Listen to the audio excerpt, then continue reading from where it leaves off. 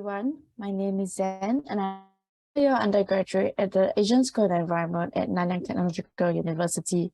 Today, I'm very happy to be sharing about my research on the Dung Beetles of Singapore. So, I would like to start off by sharing about the taxonomic impediment. So this is the worldwide shortage of important taxonomic information and a lack of trained taxonomists. The lack of this information affects our ability to implement meaningful biodiversity and conservation strategies. Despite being the most diverse group of animals, insects are also the most understudied, with a recent estimate being that 80% of species are not yet described. This brings me to the insect of my interest, which is dung beetles.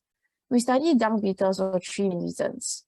Firstly, they provide ecosystem services, which are benefits that are enjoyed by the environment and ourselves. Examples of ecosystem services provided by dung beetles include nutrient cycling, where they bury dung into the ground and this fertilizes the soil and contributes to plant growth. And they are also great at parasite suppression, where they break up the dung and prevent eggs as well as larvae of pests from growing. Next, they're an excellent proxy for ecosystem health. They are relatively easily study system, meaning that they are quite easy to sample and they are at a low and efficient way. They also have a measurable impact on ecosystems such as seed dispersal as well as dung removal.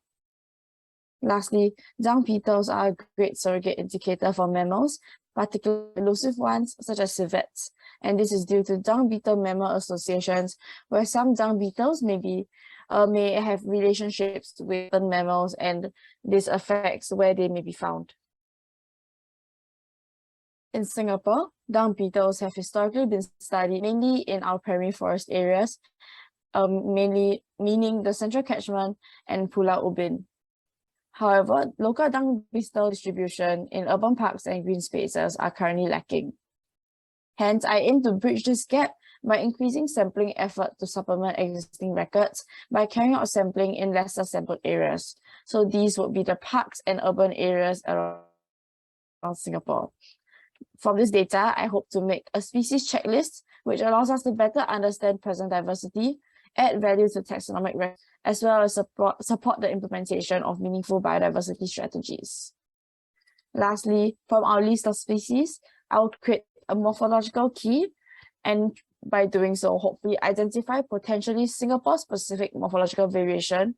And this morphological key can also make future identification of dung beetles much more consistent. And this can support future dung beetle studies, and hopefully by making it accessible and easy to understand, encourage citizen science. So I did some sampling in 12 managed areas in Singapore. So these are indicated by the green, yellow, and orange dots you can see in this image. So these sampling sites range from forests towards much more urbanized and manicured parks. We sampled with two different trap types. So on the left, you see a flight interception trap. So this allows for indiscriminate sampling, as all dung beetles that fly into the nets will bounce off and fall into the collection trays below. On the right is a baited pitfall trap. So this allows us to catch larger tunneler species or specialist species that might not otherwise be caught in the flight interception trap. We use three different bait types, which are human dung, carrion, which is rotten chicken, as well as some fruit. So now to bring you through some of our fieldwork process. So when we collect our samples, we collect this little bag that has a lot of dirt and soil. And from there, we then have to clean up everything, and we pin it up nicely and dry them for preservation reasons as well. We then group all these species according to morphospecies in these boxes. So here's one example where we actually use color and the horn shape to differentiate it from other species. So in the bottom left is another example over here, where we have this group that are very large, much larger than all other species that we have collected. We then take these morphospecies groups and then identify them using existing specimen collections, as well as refer to the Biodiversity of Singapore Digital Reference Collection. So that made our current data historical data set, which is compiled from collections from museums as well as local laboratories, as well as published and unpublished data sets. These unpublished data sets were very kindly shared with us via various students from the previous years. With that, we then can make our morphological key. So we took high quality images of representative specimens of each morphospecies. So a representative specimen will hopefully be one where they have most of the body parts still intact, and where possible we do an image of a male and a female to account for sexual dimorphism. So we have about 25 different species, as you can see on the left over here. So my process of making the key was first splitting them by size, as you can see here, we have the medium, then the small, then the large. Then by elytral pattern, where the elytra refers to the hardened hind wing of the dung beetle, which is over here. So we have ones without and ones with patterns. And then let's say from the ones without patterns, we can then split them by the color of the pronotum, which is this modified thorax that dung beetles have. We can split them by colors such as black and brown, so on and so forth, until we have fully split out every species. So we prioritize traits identified by eye without the need of a microscope.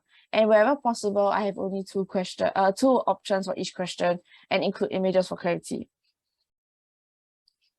So onto our results. So we found 6 genera in Singapore, which are listed over in the slides.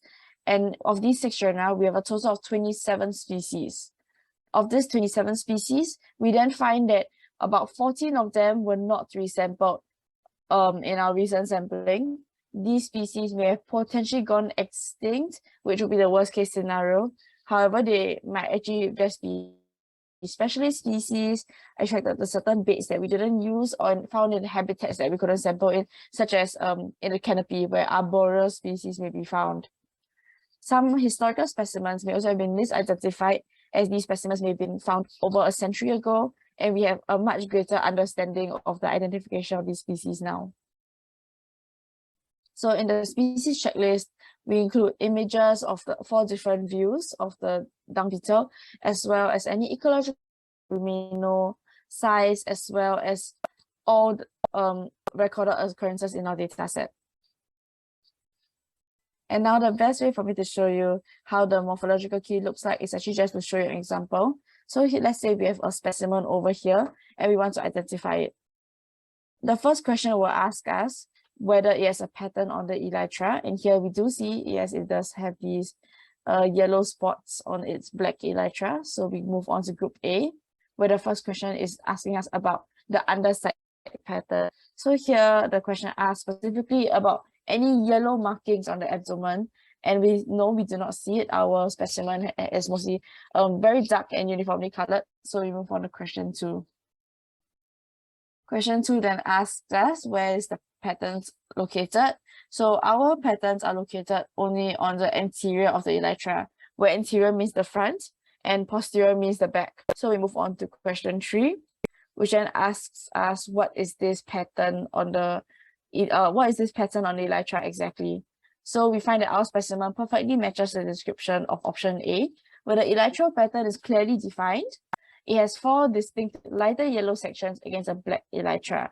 It also happens to have a dull red-green pronotum, and thus we can conclude that this specimen is Ontophagus waterstrati.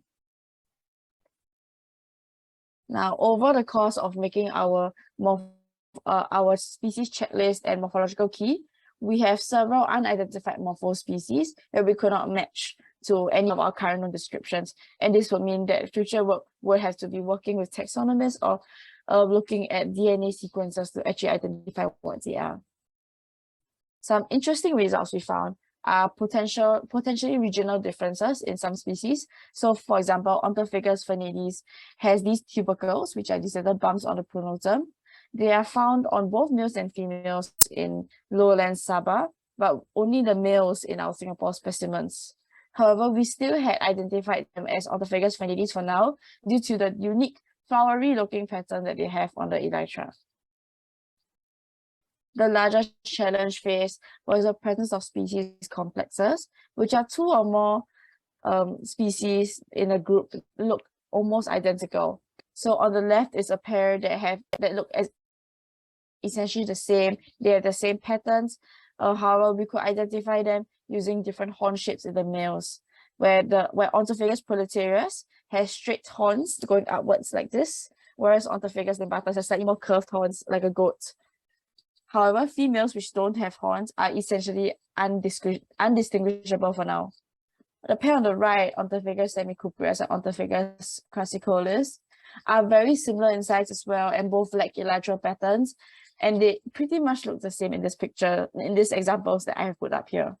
However, we find that under certain lighting, there's slightly different iridescence of the pronotum due to microstructures found on the respective pronotums. So this brings us on to the future work.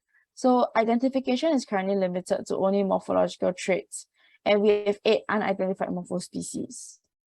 Hence, we will need to make use of integrated taxonomic approaches. So we have morphological-based taxonomy, where we use morphological traits like I have done so to identify them, and this would mean consulting trained taxonomists and getting their opinion on what our specimens may be. We can also carry out genomic-based taxonomy, where we do DNA barcoding, which is currently in progress. And then we can take these DNA barcodes and compare them to known species sequences from nearby countries such as Sabah. So to conclude, today I've presented a species checklist which provides a snapshot of today's dung beetle community and geographic distribution. We have found 27 species across 6 genera in Singapore, but we need to increase our sampling effort even further to confirm species presence or potential local extinction. I've also created a morphological key that will encourage more consistent identification records and citizen science. And we will now have to make use of integrated taxonomic approaches to confirm species identity. And this will all lead towards our greater goal of understanding dung beetles in Singapore. I was not able to do all of this work alone, and I would like to take this opportunity to thank the NTU Tropical Ecology and Entomology Lab for their support in field work, lab work, and just the general community that this lab has given me that encouraged me to do this project to its completion. Thank you very much for your kind attention, and I hope that you have enjoyed my presentation.